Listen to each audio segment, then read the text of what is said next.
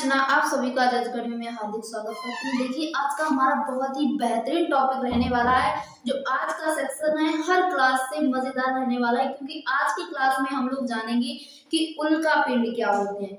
जैसा कि हम लोगों ने अन्य क्लासों में ग्रह, उपग्रह, अन्य सौर मंडल से संबंधित क्लासें पढ़ी हैं, उसमें से जो आज उल्का पिंड का हमारा टॉपिक रहेगा बहुत इंपॉर्टेंट टॉपिक रहेगा। तो सभी लोग क्लास को एक बार शेयर कर दें ताकि आज की इम्पोर्टेंट क्लास सभी लोगों के पास पहुंच सके। देखिए जो यहाँ पर उल्का पिंड हम लोग पढ़ेंगे तो देखेंगे कि पृथ्वी पर जो डायनासोर थे किस प्रकार से उल्का पिंड के कारण हमारी पृथ्वी से डायनासोर का अंत हुआ, और पृथ्वी पर जो उल्का पिंड आते हैं उनका क्या प्रभाव रहता है और अन्य ग्रहों पर क्या प्रभाव रहता है। हम लोग बहुत डिफाइन करते हुए पढ़ते चलेंगे। तो चलिए क्लास को प्रारंभ करते हैं। इसमें देखिए सबसे पहला हम क्या देखेंगे, सौर मंडल का प्रधान क्या होता है, यानी सेंटर बिंदु किसे कहते हैं। तो सूर्य सौर मंडल का प्रधान कहलाता है, यानी मुखिया कहलाता है। अब देखिए जो इसके आसपास ग्रह चक्कर लगाते हैं, जो यहाँ पर घूर्णन करते हैं, इसके आसपास चक्कर लगाते हैं, तो उनको क्या कहते हैं, ग्रह कहते हैं। जो भी उच्छल तारा या क्षुद्र तारा या कोई भी पिंड सूर्य का चक्कर लगाता है तो वो क्या कहलाता है, ग्रह कहलाता है। ठीक है, और जो इन ग्रहों के चक्कर लगाते हैं तो वो क्या कहलाते हैं, वो पिंड कहलाते हैं उपग्रह। सभी क्लास में हम ये पॉइंट बताते हैं ताकि अगर क्वेश्चन ये आए कि ग्रह किसे कहते हैं या उपग्रह किसे कहते हैं, इससे संबंधित सभी प्यारे साथियों का, सभी स्टूडेंट्स का क्वेश्चन नहीं छूटना चाहिए। क्योंकि देखिए जो उपग्रह होंगे, मान के चलिए पृथ्वी का उपग्रह क्या है, चंद्रमा, तो वो पृथ्वी का भी चक्कर लगाएगा और साथ में सूर्य का भी चक्कर लगाएगा, यानी सूर्य की भी परिक्रमा करेगा। तो ये होते हैं उपग्रह, और जो केवल सूर्य के चक्कर लगाते हैं वो होते हैं ग्रह। अब हम लोग बढ़ते हैं अगली स्टेप में। अगली स्टेप में देखेंगे, यहाँ पर देखिए बुध के सबसे नजदीक ग्रह कौन सा है, सूर्य के सबसे नजदीक बुध। बुध को क्या बोलते हैं, मरकरी बोलते हैं। उसके बाद सेकंड पर कौन सा है, शुक्र, यानी इसको वीनस बोलते हैं। देखिए ये साथ में हम आपको इसलिए बताते हुए चलते हैं कि अगर ऑप्शन में आपको बुध ना दिया गया, इसके स्थान पर मरकरी दे दिया गया, तो आप वहां पर भूलोगे नहीं, इसलिए आप ये भी साथ में नोट करते हुए चलिए। सबसे पास है बुध यानी मरकरी, सेकंड शुक्र यानी वीनस, थर्ड पर है हमारी पृथ्वी यानी सूर्य से दूरी में तीसरे स्थान पर आती है हमारी पृथ्वी। ठीक है, पृथ्वी यानी अर्थ, और चौथे नंबर पर है मंगल ग्रह, और देखिए जो मंगल, और पांचवें नंबर पर है बृहस्पति। अब देखिए इसमें जो आपको ये डॉट डॉट दिख रहे होंगे, ये डॉट नहीं, ये क्या है, क्षुद्र तारे। किन दो ग्रहों के मध्य हैं, मंगल और बृहस्पति यानी मार्स और जुपिटर के मध्य कौन से ग्रह स्थित हैं, क्षुद्र ग्रह स्थित हैं। क्षुद्र ग्रह को क्या कहते हैं, एस्ट्रॉइड कहते हैं। क्वेश्चन हमारा ये पिछली बार एग्जाम में आया था कि किन दो ग्रहों के मध्य एस्ट्रॉइड स्थित हैं, तो कौन कौन से ग्रह हैं, मार्स और जुपिटर यानी मंगल और बृहस्पति, इन दोनों ग्रहों के मध्य क्या हैं, क्षुद्र तारे हैं। समझ में आया पॉइंट यहाँ तक आपको?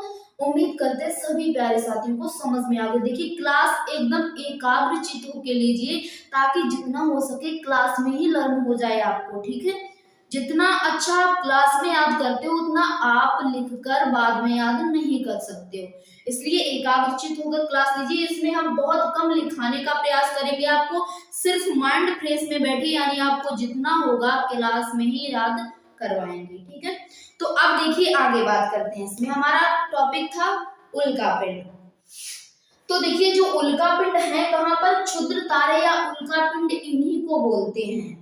ठीक है, यानी मंगल और बृहस्पति इन दोनों के मध्य है क्षुद्र तारे या उल्का पिंड या एस्ट्रॉइड कहते हैं। ठीक है, अब देखिए ये हमारी पृथ्वी पर किस प्रकार से प्रभाव डालते हैं, सबसे पहला पॉइंट हमारा रहेगा, बाद में हम अन्य ग्रहों पर भी देखेंगे। ठीक, तो देखिए पृथ्वी पर ये किस प्रकार, कोई भी उल्का पिंड देखिए यहाँ ये चलते किस प्रकार हैं, जब इनमें आपस में टकराव होता है, किसी कारणवश इनमें जब आपस में हलचल होता है, यानी जब ये एक दूसरे से टकराते हैं, क्या टकराते हैं, उल्का पिंड यानी क्षुद्र ग्रह यानी एस्ट्रॉइड जब आपस में टकराते हैं, आपस में टकराने से क्या होता है, इनकी दिशा बदल जाती है। जैसे मान के चलिए सपोज दैट हम इधर से जा रहे हैं और आप उधर से आ रहे हो। अब देखिए हमारा रास्ता इधर को गया, आपका रास्ता उधर, और बीच में अगर दोनों लोग टकरा गए हो तो देखिए आप इधर चले जाओगे, हम इधर चले जाएंगे। इस प्रकार से क्या होता है, जब कभी कोई भी पिंड आपस में टकराता है तो उनकी दिशा बदल जाती है, और दिशा बदलने से क्या होता है, जैसे मान के चलिए ये पिंड इस साइड जा रहा था और दूसरा पिंड ये इस साइड से इस तरफ आ रहा था, दोनों बीच में टकरा गए तो एक पिंड इस साइड चला गया, एक पिंड इस साइड चला गया, यानी एक तो उत्तर दिशा में चला गया, एक दक्षिण दिशा में चला गया। इस प्रकार से होता है।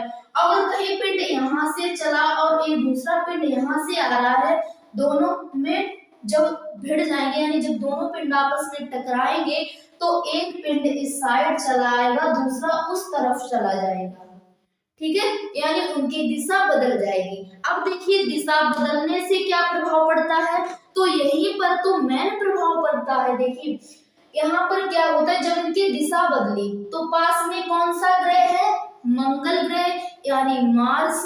तो देखिए जब इनकी दिशा बदली, वैसे ही मंगल ग्रह में जो गुरुत्वाकर्षण शक्ति है उसने तुरंत उस ग्रह को अपनी ओर एब्जॉर्ब कर लिया, यानी अपनी तरफ खींचना प्रारंभ कर दिया। खींचता क्यों है, क्योंकि उसमें गुरुत्वाकर्षण शक्ति है, इसलिए इसने पिंड को अपनी तरफ खींचना प्रारंभ कर दिया।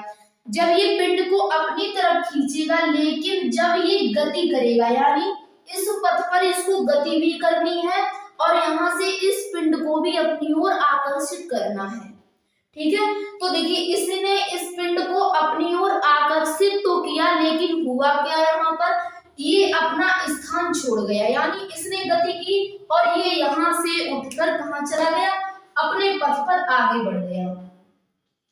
इसको थोड़ा बारीकी से समझिए। यहाँ पर मान के चलिए यहाँ पर मंगल ग्रह था, उसने क्या किया, इस पिंड को अपनी तरफ खींचा। यहाँ पर जो पिंड था ये आ रहा था पिंड, ठीक है, इसको अपनी तरफ खींचना प्रारंभ किया, खींच कर ये स्वयं कहाँ चला गया, ये यहाँ पर आ गया। अब देखिए खुद तो ये ग्रह यहाँ आ गया, यानी मंगल अब यहाँ पर आ गया। अब जिस ग्रह को इसने अपनी ओर खींचा था, यानी जिस क्षुद्र ग्रह को अपनी ओर खींचा था, लेकिन खुद उस जगह से हट गया। जैसे आपने कभी भी अगर खेल खेला होगा तो क्या होता था, जो खेल खिलाया जाता था पहले बचपन में, तो क्या होता था उसमें कि आंखें बंद की जाती थी, आंखें बंद करके एक व्यक्ति सिर में मारता था, फिर और व्यक्ति मारते थे, तो उसमें क्या होता था कि फर्स्ट वाले को हमें पकड़ना होता था। तो ऐसा ही इसमें है। देखिए जब यहाँ पर इसने इस पिंड को अपनी ओर खींचा तो लेकिन खुद यहाँ से चला गया। अब ये किसको ढूंढेगा, जो सेकंड नंबर पर होगा, तो यही कारण है ये यहाँ से चला गया। अब ये उल्का पिंड कहाँ आएगा, हमारी पृथ्वी पर आएगा। अभी इसको थोड़ी देर के लिए भूल जाइए उपग्रह को, बाद में इस पर भी क्या इफेक्ट पड़ता है उल्का पिंड का वो भी हम बताएंगे, ठीक है। अब ये उल्का पिंड कहाँ आ रहा है, हमारी पृथ्वी पर आ रहा है, ठीक है, हमारी पृथ्वी पर आएगा। अब देखिए जब ये उल्का पिंड हमारी पृथ्वी पर आता है तो इसकी गति होती है, इसका टेम्परेचर कितना होता है, 1500 डिग्री सेंटीग्रेड इसका टेम्परेचर होता है। कितना अधिक टेम्परेचर होता है इसका, 1500 डिग्री सेंटीग्रेड तापमान होता है इस उल्का पिंड का। अब देखिए यहाँ पर इतना तापमान है और ये हमारी पृथ्वी के पास बढ़ रहा है, यानी पृथ्वी के करीब आ रहा है। लेकिन क्या है, जो हमारी पृथ्वी है इसका जो वायुमंडल है, यानी एटमॉस्फेयर है हमारी पृथ्वी का, तो उस पर क्या है, पृथ्वी के आसपास जो हवाओं का वायुमंडल है, तो वो हवाओं का वायुमंडल यानी कितनी मोटी परत है, 640 किलोमीटर मोटी परत चढ़ी हुई है हमारी पृथ्वी पर। किस पर, हमारी पृथ्वी पर 640 किलोमीटर मोटी परत है, किसकी परत है, हवाओं की, ठीक है। 640 किलोमीटर हवाओं की मोटी परत चढ़ी हुई है हमारी पृथ्वी पर। और जब ये उल्का पिंड हमारी पृथ्वी पर आता है तो क्या होता है, इसमें घर्षण होने लगता है। घर्षण क्यों होगा? क्योंकि ये इस तरफ से दबाव डाल रहा है हमारी पृथ्वी की तरफ, और जो पृथ्वी पर वायु, इसका जो हवाओं का वायुमंडल है यानी हवाओं का जो परत है हवाओं की, वो इस पिंड को दूसरी ओर धकेल रही है। तो घर्षण होगा यानी ये इस तरफ से दबाव लगाएगा उल्का पिंड, और जो यहाँ पर हवाओं की परत है वो इस तरफ से इसको दबाव लगाएगी। जब यहाँ पर दबाव बनता है तो ये उल्का पिंड कैसे होते हैं, जलने लगते हैं। कैसे होते हैं, जलने लगते हैं। और उस घर्षण में जलते हैं तो क्या होता है, कुछ तो उल्का पिंड, देखिए यहाँ पर कुछ उल्का पिंड होते हैं जो इन हवाओं की वजह से आउट हो जाते हैं यानी बाहर चले जाते हैं, लेकिन जो बड़े बड़े उल्का पिंड होते हैं वो इन हवाओं को कोई वैल्यू नहीं देते, यानी वे इन हवाओं को ना देखते हुए हमारी पृथ्वी में एंट्री कर जाते हैं। ठीक है, अब जैसे ही हमारी पृथ्वी में एंट्री करेंगे, यहाँ पर आते ही ये जलना प्रारंभ हो जाते हैं। हमने आपको बताया क्यों जलना प्रारंभ हो जाते हैं, क्योंकि यहाँ पर हवाओं का दबाव रहता है और ये अपने तापमान से इन हवाओं के दबाव के कारण ही जलने लगते हैं। तो कुछ उल्का पिंड ऐसे होते हैं जो जलते ही जलते हमारी पृथ्वी में प्रवेश कर जाते हैं, और कुछ तो उल्का पिंड ऐसे होते हैं जो यहाँ पर बुझ जाते हैं, हमारी पृथ्वी पर अंदर गिरते ही जाते यानी वायुमंडल में ही बुझ जाते हैं। तो देखिए सबसे खतरनाक कौन से होते हैं, जो जलते जलते ही हमारी पृथ्वी पर भूकंप यानी हड़कंप मचा देते जाकर, वो बहुत ही खतरनाक उल्का पिंड होते हैं। जैसे मान के चलिए ज्यादातर तो उल्का पिंड समुद्र में ही गिरते हैं। कहाँ गिरते हैं?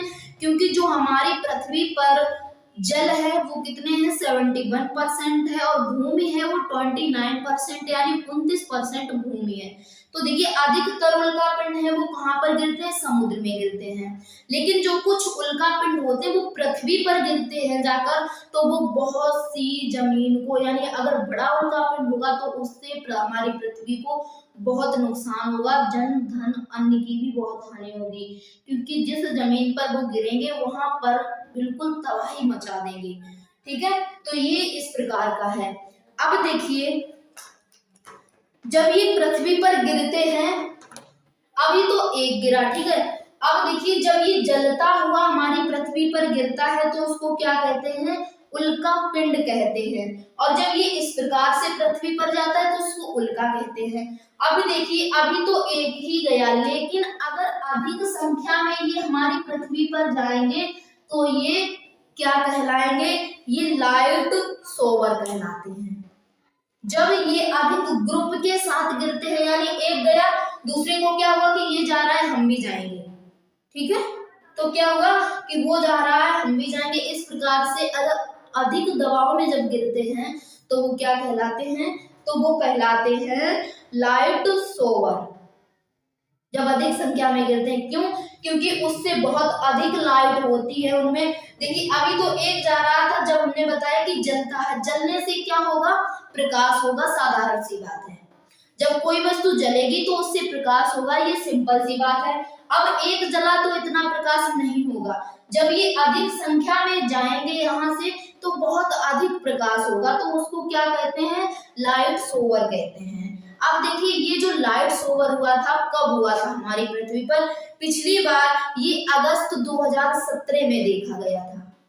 कब देखा गया था, अगस्त 2017 में ये लाइट सोवर हुआ था, यानी अधिक मात्रा में उल्कापिंड हमारी पृथ्वी पर गिरे थे। कब? अगस्त 2017 में। देखिए उसी समय एक और प्रथा चली थी, यह बोला गया था कि चोटी कटती है। चुटिया कटने वाली आपने सुनी होगी ना, कि ये चोटी कट जाती थी, जो स्त्रियां होती थी, महिलाएं होती थी उनकी। तो ये उसी समय की बात है 2017 की, अगस्त 2017 की।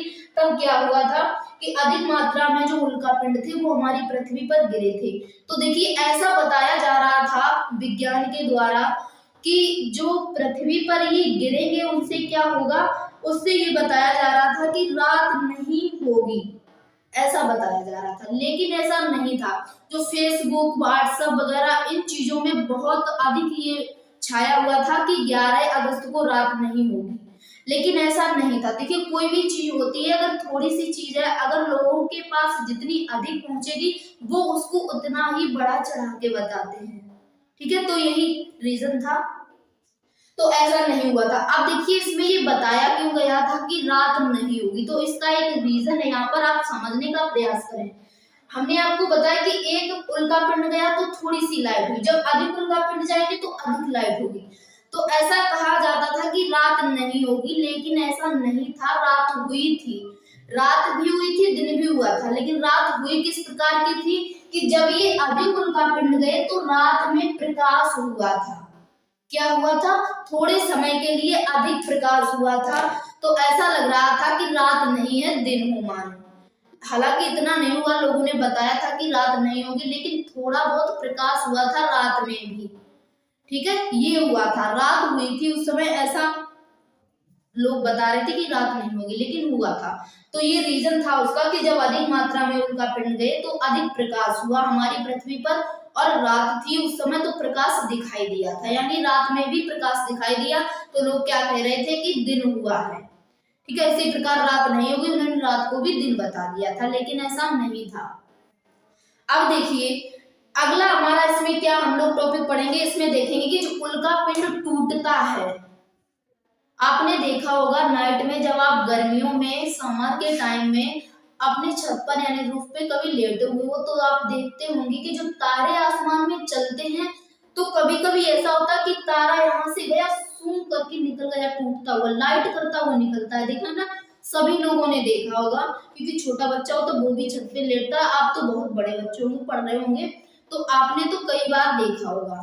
तो देखिए जब वो टूटता है, उल्का पिंड जब आसमान से टूटता है और लाइट करते हुए निकलता है, तो ऐसा माना जाता है, हमारी परंपराओं में ये बताया गया कि जो टूटता हुआ तारा देखोगे, उससे जो देखते हुए उसमें जो मन्नत मांगते हो आप, तो वो पूरी हो जाती है, ऐसा कहा जाता है।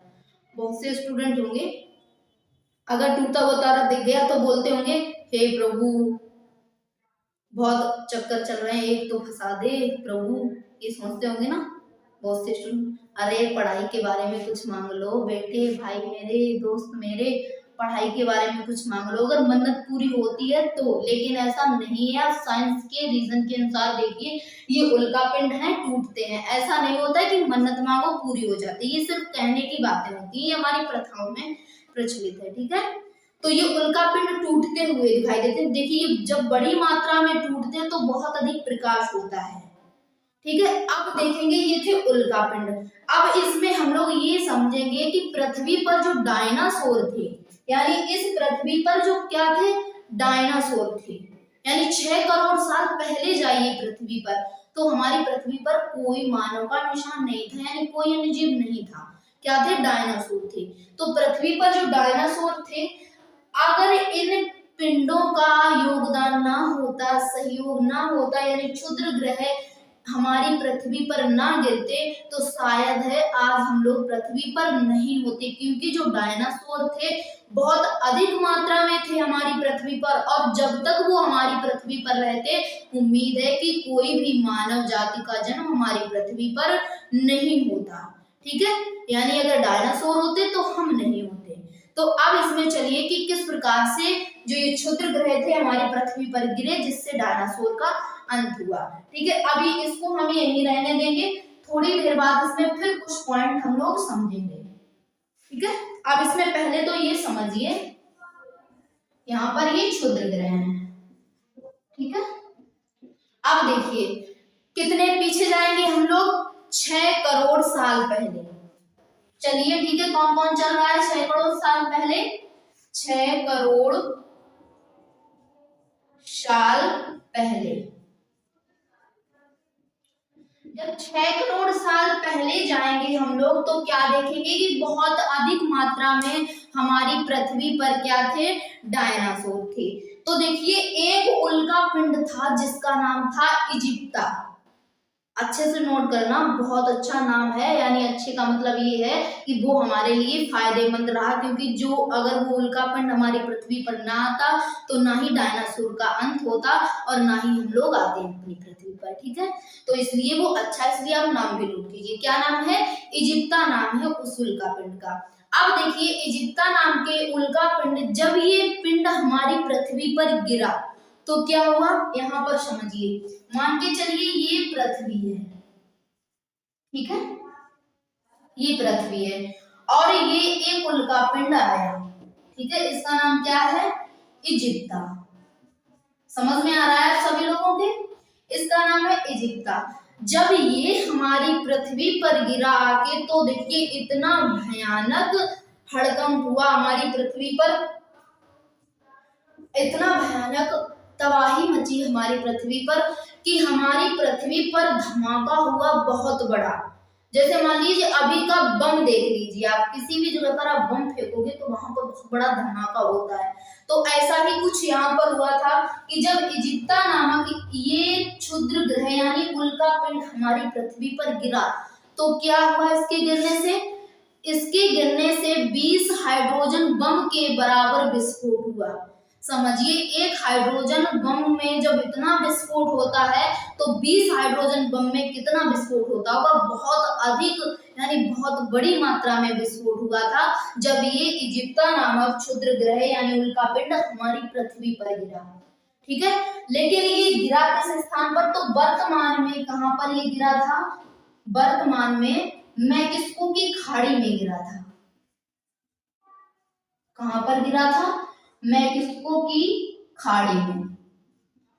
देखिए, प्राचीन समय में गिरा था, तो कुछ वैज्ञानिक ऐसे हैं जिन्होंने ये पता लगाया कि प्राचीन समय में जो इजिप्ता नामक उल्कापिंड था ये हमारी पृथ्वी पर कहाँ गिरा, तो उन्होंने पता लगा लिया कि ये हमारी पृथ्वी पर वर्तमान में मैक्सिको की खाड़ी जहां पर है वहीं पर प्राचीन समय में ये उल्कापिंड गिरा था। ठीक है, अब देखिए इसमें आगे देखिए, जब ये हमारी पृथ्वी पर गिरा तो कितने हाइड्रोजन बम के बराबर धमाका हुआ? 20 हाइड्रोजन बम के बराबर धमाका हुआ। अब देखिए, जिससे धमाका होने से क्या इफेक्ट पड़ा, इसमें तो 20 हाइड्रोजन बम के बराबर धमाका हो गया। इससे क्या हुआ, जो वायुमंडल की परत थी वो पूरी अलग हो गई हमारी पृथ्वी की। कैसी हो गई? बिल्कुल अलग हो गई। और इसमें जो छोटे छोटे टुकड़े थे पृथ्वी के, यानी यहाँ पर से जब ये गिरा तो ये जमीन से कुछ टुकड़े निकले। अब जब गिरा तो इससे लावा टुकड़े, उससे अन्य कंकड़ पत्थर भी इससे होकर निकले। और देखिए, जब ये गिरा यहाँ पर तो हमारी पृथ्वी का टेम्परेचर कितना हो गया था? 200 डिग्री सेंटीग्रेड तापमान हो गया था हमारी पृथ्वी का। अब जो टुकड़े यहाँ से इस तरह से बिखरे तो उनका भी टेम्परेचर हुआ 200 डिग्री सेंटीग्रेड, यानी इसका टेम्परेचर 200 डिग्री सेंटीग्रेड था, नॉर्मल सी बात है। और जो इससे टुकड़े टूटकर अलग हुए उनका भी टेम्परेचर 200 डिग्री सेंटीग्रेड था। अब जब इतना टेम्परेचर अधिक है और जो पृथ्वी पर क्या थे? डायनासोर, डायनासोर थे ये पृथ्वी पर। कुछ तो डायनासोर ऐसे थे जो हवा में उड़ते थे, यानी आसमान में उड़ते थे, कुछ तो जो जमीन पर चलते थे। तो देखिए, इसके गिरने से जमीन वाले तो खत्म हो गए। जो इजिप्ता नामक उल्कापिंड था, इसके गिरने से जमीन पर पूरा इतना भयानक विस्फोट हुआ, उससे ये जमीन पर रेंगने वाले चलने वाले तो सभी खत्म हो गए, लेकिन जो आसमान में उड़ने वाले थे उनका क्या होगा? तो देखिए, जैसे ही यहाँ पर गिरा कुछ टुकड़े पृथ्वी के अलग होकर इस प्रकार निकले पृथ्वी से बाहर। तो देखिए, इससे क्या हुआ? इससे ये हुआ कि जब ये टुकड़े बाहर तो चले गए, लेकिन पृथ्वी में जो गुरुत्वाकर्षण शक्ति थी इसने फिर उन टुकड़ों को अपनी ओर खींचा, और अपनी ओर जैसे ही खींचा इन टुकड़ों को तो जो हवा में उड़ने वाले डायनासोर थे उनका भी अंत हो गया, यानी पृथ्वी पर जो चलते थे उनका तो अंत हो ही गया था। साथ में ये टुकड़ों को जब पृथ्वी ने अपनी ओर आकर्षित किया, जब ये वायुमंडल में यानी हमारी पृथ्वी में दोबारा प्रवेश करने लगे तो फिर ऊपर उड़ने वाले डायनासोर भी खत्म हो गए, यानी उनका भी अंत हो गया। ठीक है, अब देखिए इसमें आगे देखते हैं हम लोग। इससे वो तो खत्म हो गए। लेकिन अब देखिए पृथ्वी पर क्या हुआ, वो तो खत्म हो गए डायनासोर, लेकिन पृथ्वी पर क्या हुआ, पृथ्वी पर बहुत भयानक भूकंप आया। क्या हुआ, पृथ्वी पर बहुत भयानक भूकंप आया। अब देखिए भूकंप हमने आपको बताया कि ये गिरा कहाँ पर था, मेक्सिको की खाड़ी में, और मेक्सिको की खाड़ी कहाँ है, समुद्र के पास है। जब ये भूकंप आया पृथ्वी पर, तो देखिए जब पानी के पास भूकंप आएगा यानी जल के पास भूकंप आएगा तो क्या होगा, समुद्र में हलचल उत्पन्न हो गई, यानी लहरें समुद्र में उठने लगी। और जो समुद्र में लहरें बड़ी मात्रा में उठती हैं तो सभी को पता है उन बड़ी मात्रा में उठने वाली लहरों को क्या कहते हैं, सुनामी कहते हैं। ठीक है, तो जब पृथ्वी पर भूकंप आया और समुद्र के पास तक जब पहुंचा तो समुद्र का जल हिलने लगा, यानी कुछ लहरें उठने लगी। उन लहरों को हम लोग कहते हैं सुनामी। यानी जब ये इजिप्ता नामक उल्का पिंड हमारी पृथ्वी पर गिरा तो भूकंप आया और सुनामी उस समय भी आई। ठीक है, अब देखिए ये सुनामी जब आई हमारी पृथ्वी पर तो कुछ तो जलकर राख हो गए। जब सुनामी मान के चलिए यहाँ पर आई, ठीक है, ये समुद्र मान लीजिए, सुनामी यहाँ पर लहरें उठी तो वो लहरों का पानी अब हमारी पृथ्वी पर जो इस तरफ भाग है इस तरफ भागा। जब इस तरफ भागा तो क्या हुआ, हमारी पृथ्वी पूरी जल से विहीन हो गई, यानी कुछ तो जलकर राख हो गए और कुछ पानी में डूबकर खत्म हो गए। यानी हर प्रकार से कुदरत ने इनको परेशान किया, यानी कुछ तो जलकर राख हो गए और जो भी बचे हुए थे छोटे छोटे छुप गए थे तो उनका क्या हुआ, यहाँ पर जो सुनामी बड़ी मात्रा में उठी तो ये जल स्थल की ओर भागा। स्थल की ओर भागने से जो कुछ छुपे हुए जानवर या जीव जंतु बचे थे या डायनासोर बचे थे वो जल से खत्म हो गए। ठीक है, यानी पूरी तरह से जीवों का नष्ट हो गया था हमारी पृथ्वी पर। इस प्रकार से इस इजिप्ता नामक उल्कापिंड ने हमारी पृथ्वी पर तबाही मचा दी थी। इसका अच्छा प्रभाव ये रहा कि अगर ये उल्कापिंड हमारी पृथ्वी पर ना आता तो बहुत अधिक मात्रा में आज भी ये इंसान नहीं दिखते, हमें क्या दिखते, डायनासोर दिखते हमारी पृथ्वी पर। तो ये हमारे लिए बहुत अच्छी बात है कि जो हमारा पृथ्वी पर ये उल्कापिंड गिरा के और इसके गिरने से डायनासोर का अंत हुआ और हमारी पृथ्वी पर मनुष्यों का जन्म हुआ। ठीक है, अब देखिए यहाँ पर जब बड़ी मात्रा में जल हुआ लेकिन कुछ छोटे छोटे कीड़े बच गए, जैसे चूहा हुआ, बाद बाकी ऐसे छोटे जीव होते हैं। ठीक है, अब उनका क्या हुआ, जब पृथ्वी पर पूरी मात्रा में जल है और ज्वालामुखी का विस्फोट हुआ, भूकंप आया, इस प्रकार से पृथ्वी पर अन्न तो कहीं रहा ही नहीं। अन्न कहाँ होगा जब पूरी पृथ्वी पूरी तरह से नष्ट हो चुकी। तो कुछ तो भूखमरी की वजह से चले गए, यानी अब उनको खाने के लिए कुछ नहीं था। मिट्टी थोड़े ना खाएंगे कोई जीव होंगे, वो अन्न ही खाएंगे। तो जब अन्न पृथ्वी पर होगा ही नहीं तो खाएंगे क्या, कुछ तो भूखमरी से चले गए। यानी हर प्रकार से, कुछ पानी से, कुछ जलकर, कुछ भूखमरी से, इस प्रकार से सभी डायनासोर का अंत हमारी पृथ्वी से हो गया अंत।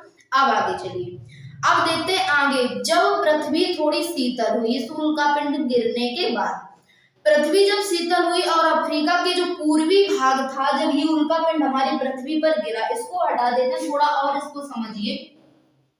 ये जब उल्कापिंड हमारी पृथ्वी पर गिरा तो पृथ्वी पर क्या हुआ, तो जो आंतरिक परत थी, देखिए पूरी पृथ्वी हमारी विस्फोट होकर अलग नहीं हुई थी, उस पर जो जमीन थी ऊपरी वो नष्ट हो गई थी, जीव जंतु नष्ट हो गए थे। लेकिन पृथ्वी की जो आंतरिक परत थी, आंतरिक का मतलब समझते हो ना, पृथ्वी की आंतरिक परत, आंतरिक का मतलब समझते हो ना, मान के चलिए ये ऊपर की है ये नीचे की है, बीच में जो परत थी उसको क्या कहते थे, आंतरिक परत कहते थे। ठीक है, तो देखिए नुकसान किसका हुआ, ऊपरी परत का हुआ, बीच का थोड़े ना हुआ। तो बीच वाली परत हमारी ऐसी ही बनी रही। तो देखिए इस परत का क्या हुआ, ये जब खिसकती गई, ये परत थी थोड़ी आपस में खिसकी और जो अफ्रीका महाद्वीप है इसके पूर्वी भाग में एक पर्वत का निर्माण हुआ। जो अफ्रीका है इसके पूर्वी भाग में एक पर्वत का निर्माण हुआ और देखिए जो वर्षा होती है वो इस प्रकार से आ रही थी और यहाँ पर एक पर्वत का निर्माण हो गया था। पृथ्वी के आंतरिक जो परत थी उसकी खिसकने से। अब देखिए यहाँ पर ये है अफ्रीका, ठीक है। अब बारिश इस तरफ से आ रही है, अब देखिए बारिश इस तरफ से आ रही है, ठीक है। बारिश जब इस तरफ से आएगी और जो अफ्रीका महाद्वीप है इसके बीच में एक पहाड़ बन गया, यानी पर्वत का निर्माण हो गया पृथ्वी के खिसकने से। अब देखिए उस पर्वत का इस अफ्रीका पर क्या प्रभाव पड़ा, क्योंकि जो बारिश इस तरफ से आ रही थी तो वो बारिश इस पहाड़ के टकराने से, यानी जब बादल यहाँ से उठेंगे तो वो बारिश का, यानी जब बादल यहाँ से उठे तो यहाँ पर ये पर्वत उसे हवाओं के जरिए रोक लेगा उस बादल को। जब रोकेगा तो बारिश यहीं पर हो जाएगी, ठीक है। यानी इस पर्वत के इस तरफ ही बारिश हो जाएगी, यहाँ पर तो आएगी नहीं। तो देखिए जो अफ्रीका था ये एक मरुस्थल बन गया, ठीक है। क्या बन गया? मरुस्थल बन गया। ये बड़े भाग में मरुस्थल बन गया। मरुस्थल का क्या मतलब होता है? जहां पर जल नहीं होता, सूखा यानी सूखी पड़ी होती है भूमि, वो होता है मरुस्थल, ठीक है। तो अफ्रीका का मरुस्थल बन गया क्योंकि इस पर्वत के वजह से यहाँ पर जल नहीं गया तो ये सूखा पड़ा रहा क्षेत्र, इससे ये मरुस्थल बन गया। अब देखिए यहाँ पर क्या था, बंदरों की एक प्रजाति पाई जाती थी। अफ्रीका में बंदरों की एक प्रजाति पाई जाती थी। तो देखिए उन बंदरों की प्रजाति से क्या होगा, जब प्रजाति पाई जाती थी तो वर्षा ना होने के कारण उनको ना तो वृक्ष थे वो भी सूख गए, ना वहां से उन्हें फल मिलते, ठीक है, और भी जो उनके खाने योग्य चीजें वो भी नहीं मिलने लगी। तो इस प्रकार से उनको कुछ खाने के लिए ही नहीं मिला। तो देखिए यहाँ पर बंदरों की एक प्रजाति थी और यहाँ पर एक नील नदी है। कहाँ पर है? यहीं पर अफ्रीका में एक नील नदी है। तो जो बंदर थे इनकी बड़ी मात्रा में यहाँ प्रजाति रहती थी। जब यहाँ पर उनको खाने योग्य कुछ भी भाग नहीं मिला तो ये नदी के किनारे चले गए, यानी जब कुछ नहीं मिलेगा तो पानी पीकर ही जिंदा रहेंगे, है ना, यानी भागते भूत की लंगोटी ही सही। तो ये चले गए नदी के किनारे। अब नदी के किनारे चले गए, लेकिन क्या था, जो बंदर थे उनमें था, देखिए बंदर किस तरह की उनकी शारीरिक बनावट थी। आप ये देखिए इस प्रकार से उनकी शारीरिक बनावट थी। यहाँ पर सही नहीं हो रहा, आप समझने का प्रयास करें। देखिए ये मान लीजिए उनका मुंह था, ठीक है, और ये इस प्रकार की उनकी रीढ़ की हड्डी थी, यानी सिर से लेकर इस प्रकार उनकी रीढ़ की हड्डी थी। अब देखिए इस प्रकार की जब रीढ़ की हड्डी थी तो आपने देखा होगा जब कोई भी जानवर होता है, आपने गाय को देखा होगा या भैंस को देखा होगा, अगर उसकी रीढ़ की हड्डी तुरंत यहाँ से यानी मोटाई है गर्दन और तुरंत उसका सिर चालू हो गया तो वो कभी सीधा नहीं खड़ा हो पाएगा।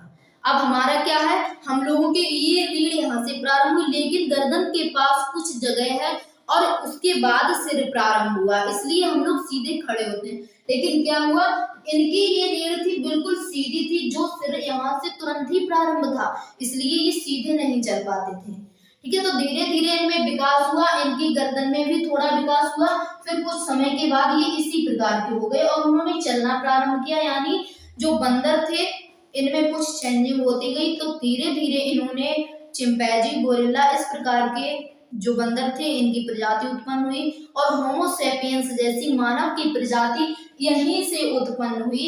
इसलिए यानी कहते हैं अफ्रीका से ही उत्पन्न हुई। तो अफ्रीका को क्या कहा जाता है, मानव जाति का पालना कहा जाता है, यानी क्रेडल ऑफ द मैनकाइंड, ठीक है, क्रेडल ऑफ द मैनकाइंड, यानी अफ्रीका को मानव जाति का पालना कहा जाता है। पिछली बार ये क्वेश्चन एग्जाम में पूछा गया था कि किसको मानव जाति का पालना कहा जाता है, यानी क्रेडल ऑफ द मैनकाइंड किसको कहा जाता है, तो अफ्रीका को ही मानव जाति का पालना कहा जाता है। रीजन हम आप लोगों को बता चुके हैं कि क्यों कहा जाता है, क्योंकि मानव प्रजाति यहीं से उत्पन्न हुई है, इसलिए यानी जब आपकी उत्पत्ति होगी तो आप कहाँ रहोगे, पालने में रहोगे, तो वो क्या होता है, मानव जाति का पालना कहलाया अफ्रीका महाद्वीप।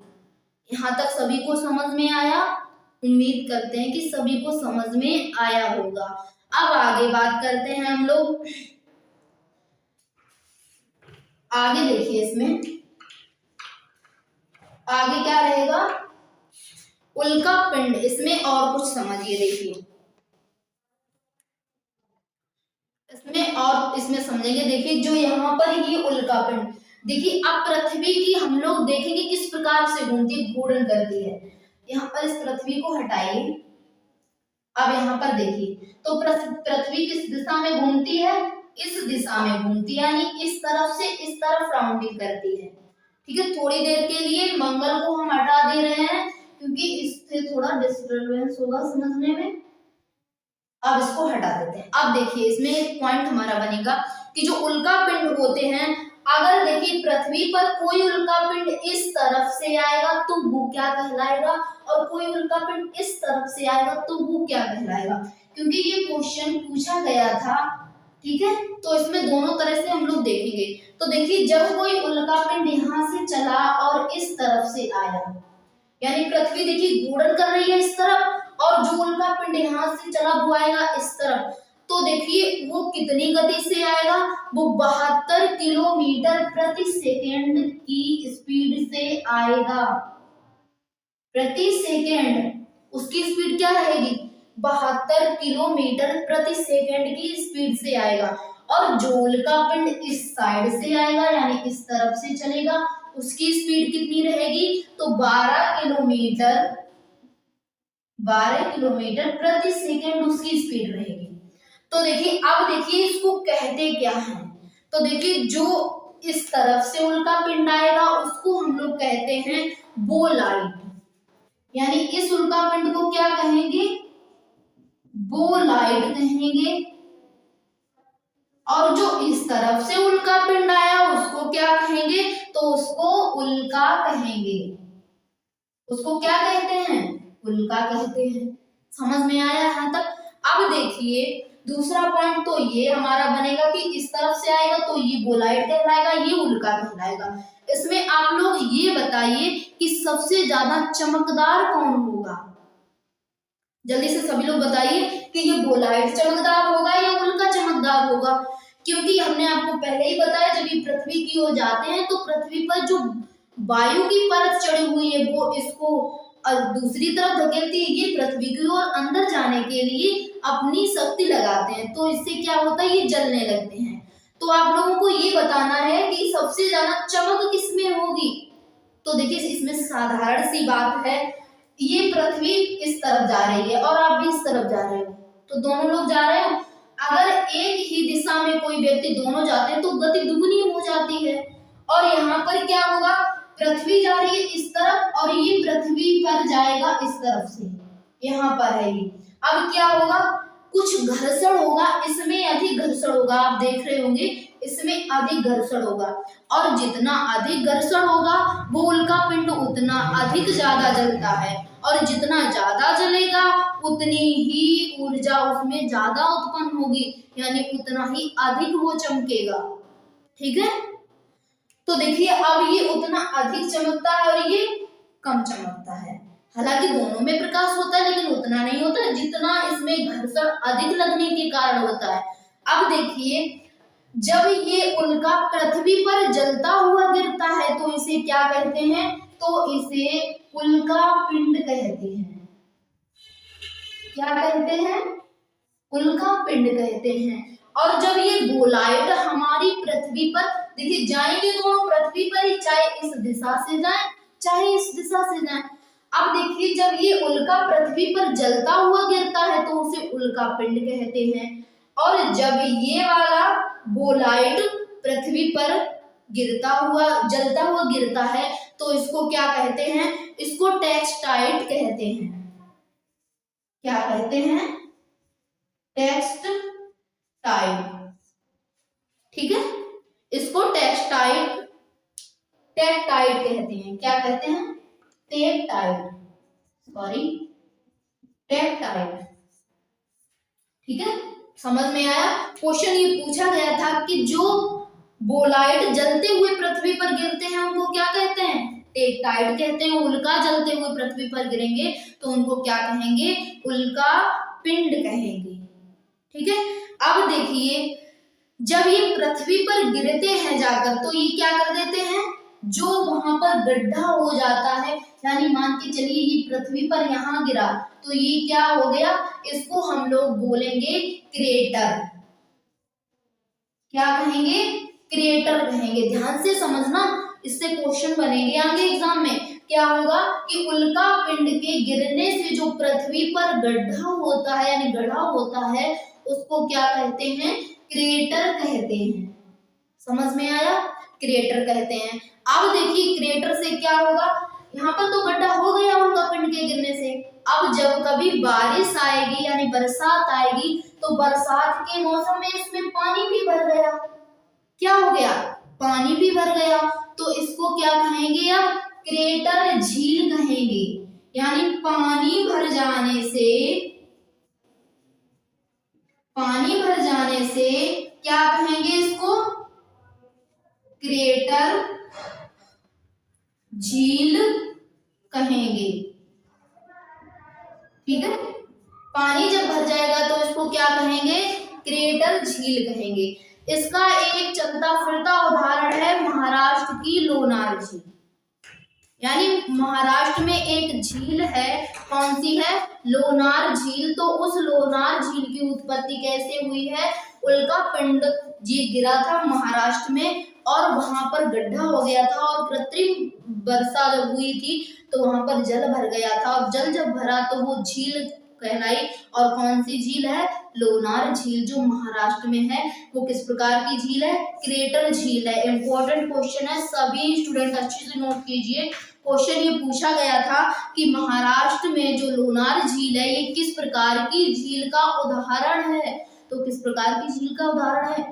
क्रेटर झील का उदाहरण है। क्रेटर तो समझ में आ गया होगा ना कि क्रेटर झील किसे कहते हैं? उल्का पिंड जो भी पृथ्वी पर गिरेगा और गड्ढा हो जाएगा, गड्ढे में जल भर जाएगा और तब झील बनेगी तो वो किस प्रकार की झील होती है? क्रेटर झील होती है। ठीक है, यहाँ तक समझ में आया? No doubt. अब आगे बढ़ते हैं। तो अब आगे देखिए इसमें हमारा अगला पॉइंट क्या बनेगा?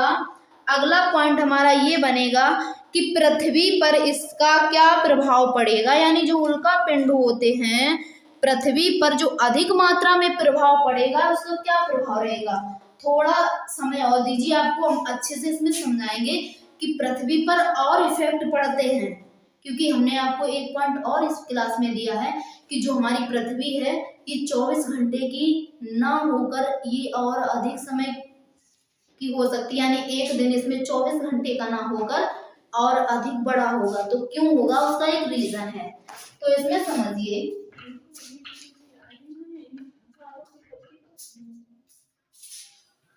समझिए, इसमें देखिए जब पृथ्वी पर अधिक मात्रा में क्या जाएगी, इसको साफ कर लीजिए, यहाँ पर अपनी पृथ्वी लाइए। ठीक है, आ गई हमारी पृथ्वी।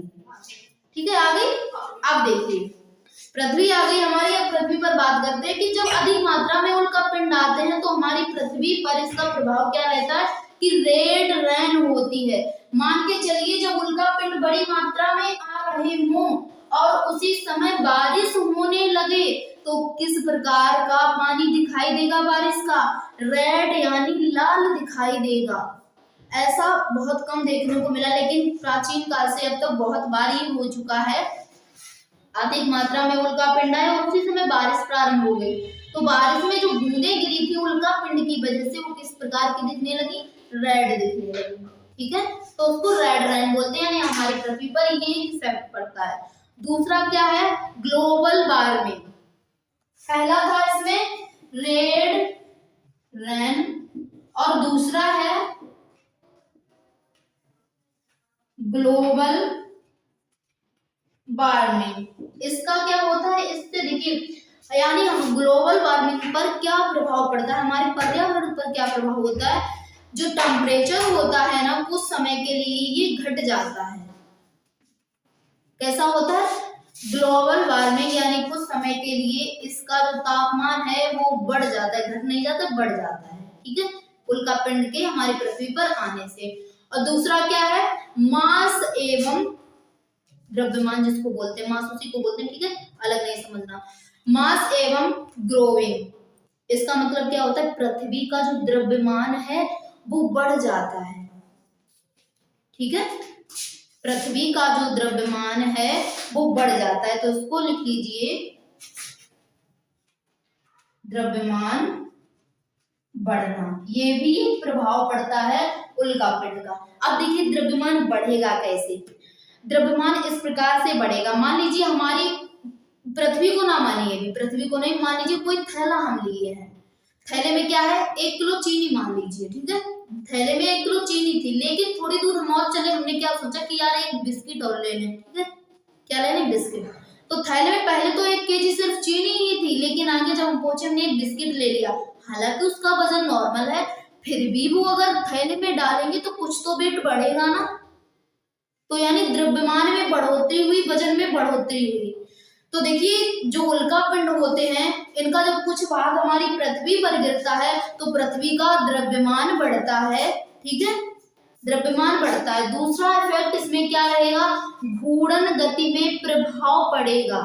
घूर्णन गति में प्रभाव क्यों पड़ेगा, देखिए मान के चलिए कोई व्यक्ति है, ठीक है, यानी जब उसके सिर पर आपने 1 किलो वजन रखा था तो वो स्पीड से जा रहा था, भाग रहा था, मान लीजिए आपने उसके सिर पर 5 किलो वजन रख दिया, अब वो थोड़ी स्पीड से भागेगा, आपने और 10 किलो रख दिया, अब तो वेट 15 किलो हो गया, अब वो भाग ही नहीं पाएगा, वो तो इस प्रकार से चलेगा। तो यही है हमारी पृथ्वी का सिंपल सा, कि पृथ्वी का पहले द्रव्यमान था कम और ये उल्कापिंड अधिक मात्रा में आ रहे हैं तो द्रव्यमान बढ़ रहा है, और द्रव्यमान जब बढ़ेगा, किसी आदमी के ऊपर तुम और बोझा रख दोगे तो वो धीरे धीरे चलेगा, यानी पृथ्वी ने अब इस प्रकार से घूमना प्रारंभ कर दिया है, ठीक है, और जितनी अधिक मात्रा में ये आगे होता जाएगा पृथ्वी और धीमे घूर्णन करेगी, सिंपल सी बात है, ठीक है। तो ये है कि पृथ्वी की जो घूर्णन गति है उसमें भी, घूर्णन गति में भी प्रभाव पड़ा है, ठीक है, घूर्णन गति में भी प्रभाव पड़ा है। अगला है झुकाव, तो झुकाव सभी लोग जानते हैं कि पृथ्वी कितनी झुकी हुई है। देखिए घूर्णन गति, इससे एक पॉइंट और बनेगा, पहले तो आप वो समझिए 1900 मिलियन साल पहले, ठीक है, 19 यानी 900 मिलियन साल पहले पृथ्वी क्या थी, पृथ्वी पे जो दिन होता था वो 18 घंटे का होता था। कितने का होता था, पृथ्वी पर जो दिन था वो 18 घंटे का होता था, लेकिन वर्तमान में देखेंगे तो दिन कितने का हो रहा है, 24 घंटे का हो रहा है। तो इसका यही रीजन है कि पहले जो उल्कापिंड थे वो कम मात्रा में आए थे, तब से बराबर उल्कापिंड लगातार आ रहे हैं हमारी पृथ्वी पर। उल्कापिंड के आने से उसकी घूर्णन गति कम हो रही है, और जितना धीरे घूम पाएगी पृथ्वी उतना बड़ा दिन होगा, सिंपल सी बात है, ठीक है। तो आज बढ़ते बढ़ते ये दिन कितना हो गया है, ये दिन हो गया है 24 घंटे का। अगर यही प्रक्रिया कुछ दिन और रही तो हमारी पृथ्वी पर लगभग क्या होगा, 30 घंटे का दिन होने लगेगा, ठीक है। अब आप सोचो, आप डिसाइड कर लो कि 30 घंटे में आप लोग क्या क्या करोगे। बहुत से लोगों ने प्लान भी बना लिया होगा कि 1 घंटे हम वहां जाएंगे, 1 घंटे मूवी देखेंगे, 1 घंटे ये सीरियल देखेंगे, 1 घंटे पढ़ाई करेंगे, 1 घंटे कोचिंग जाएंगे, ठीक है। तो 30 घंटे का दिन होगा, आप लोग डिसाइड कर लो क्या क्या करोगे, ठीक है। आगे होगा अभी नहीं होगा अगर इसी मात्रा में जो उल्कापिंड हमारी पृथ्वी पर आते रहेंगे, ठीक है। तो ये हमारी घूर्णन गति पर भी इफेक्ट डालते हैं। अब आगे देखिए, झुकाव की बात कर रहे थे, पृथ्वी पर झुकाव कितना था, पहले था 21 डिग्री झुकी हुई थी हमारी पृथ्वी, लेकिन वर्तमान की अगर बात की जाए तो कहने में, यानी जो लिखित साक्ष्य हमको मिल रहे हैं वो कितने मिल रहे हैं, 23.5 डिग्री पृथ्वी झुकी हुई है। लेकिन ऐसा नहीं है, अगर वर्तमान में इसका जो है परिकलन किया जाए, इसके बारे में जानकारी की जाए तो पृथ्वी हमारी लगभग 24.5 डिग्री झुकी हुई है, ठीक है। यानी इन जो उल्कापिंडों की वजह से हमारी पृथ्वी है अधिक झुक गई है। जैसे मान के चलिए कोई भी व्यक्ति था, उस पर आपने वजन तो रख दिया, वो धीमे चलने लगा, लेकिन क्या होगा, कोई भी व्यक्ति अगर इधर से अपना गाल किए हुए आ रहा है और आप उधर से ही तमाचा मार दोगे, जोर लगेगा ना उसके। तो यही रीजन है, पृथ्वी क्या है, वो अब घूर्णन तो धीरे धीरे करने लगी है, झुकी हुई इस प्रकार से, ऊपर से और उस पर वजन आ रहा है तो वो और झुकी हुई जा रही है, ये रीजन है उसका झुकने का, ठीक है। तो कितनी झुक गई है, वर्तमान में अगर बात की जाए तो ये 24.5 डिग्री झुक चुकी है हमारी पृथ्वी, समझ में आया आपको यहाँ तक? ठीक है, अब देखिए अगला पॉइंट इसमें देखिए। अब देखिए आप लोगों को हम ये बताने वाले हैं कि अन्य ग्रहों पर क्या इफेक्ट डालता है। ये तो था हमारी पृथ्वी पर, अन्य ग्रहों पर किस प्रकार से ये प्रभाव डालता है। तो इसमें देखिए, मान लीजिए थोड़ी देर के लिए यहाँ पर मंगल तो हमने हटा ही दिया, मान के चलिए पृथ्वी भी नहीं है, ठीक है, पृथ्वी भी नहीं है। सबसे पहले तो आप लोग ये बताइए कि ये तो सबने पढ़ा होगा कि बुध और शुक्र दो ग्रह हैं जिनका कोई उपग्रह नहीं है, लेकिन किसी ने भी पता लगाया कि इसका उपग्रह क्यों नहीं है। तो पहले आप लोग अगर पता हो, उम्मीद करते हैं कि बहुत से स्टूडेंट अच्छे से पढ़ रहे होंगे तो उनको पता भी होगा, साधारण सी बात है। तो बताइए कि इन दोनों ग्रहों के कोई उपग्रह क्यों नहीं है। सिंपल सी बात है, क्योंकि जब आप मेंस का पेपर दोगे तो ये नहीं पूछा जाएगा कि इसके उपग्रह किनके किनके नहीं है, ये नहीं पूछा जाएगा। ये पूछा जाएगा कि बुध और शुक्र इन दोनों ग्रहों के उपग्रह नहीं है, तो उसका कारण क्या है, उसका कारण क्या है, ये पूछा जाएगा। ठीक है, तो ये नहीं है। आप इसमें देखिए, हम समझा रहे हैं, अच्छे से समझिए। ठीक है, तो क्या है, इनके पास, यानी जब हम सूर्य के पास देखेंगे तो ये दोनों पास ग्रह हैं। किस प्रकार से हैं, ये दोनों सूर्य के निकट ग्रह हैं। इन दोनों के जब पृथ्वी का निर्माण हुआ था, अन्य ग्रहों का निर्माण हुआ था, तो इनके भी क्षुद्र ग्रह बने थे। लेकिन क्या हुआ, लेकिन हुआ ये कि जो सूर्य है ये अधिक मात्रा में इनको अपनी ओर आकर्षित कर रहा है। कैसा कर रहा है, अपनी ओर खींच रहा है। तो देखिए, ये तो थोड़े बड़ी मात्रा में बड़े बड़े ग्रह थे, लेकिन जो इनके उपग्रह थे वो छोटे छोटे थे। इस प्रकार से तो क्या हुआ, सूर्य ने इनको अपनी ओर खींच लिया और जला के खत्म कर दिया।